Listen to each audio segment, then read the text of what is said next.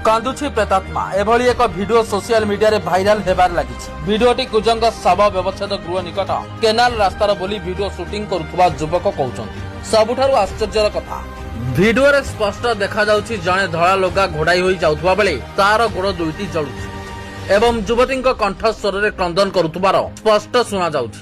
युवती जनक क्रंदन करी करी केनाल रास्ता पार होउथुबा जणा पडुछि। सूचना मुताबक किछि युवक कुजंग शव व्यवच्छेद गृह निकट केनाल रास्ता रे जाउथुबा किछि अस्पष्ट जिनिस देखिथिले। सेमाने गाड़ी बुलाई पुणी सेही स्थान निकट को आसी देखिबा बेलकु जने युवती कांदुछंती एवं तांको गोड़रे निया जळुछि। एही घटना को सेमाने वीडियो करिथिले। एबे एही वीडियो सोशल मीडिया रे भाइराल हेबारे लागिछि।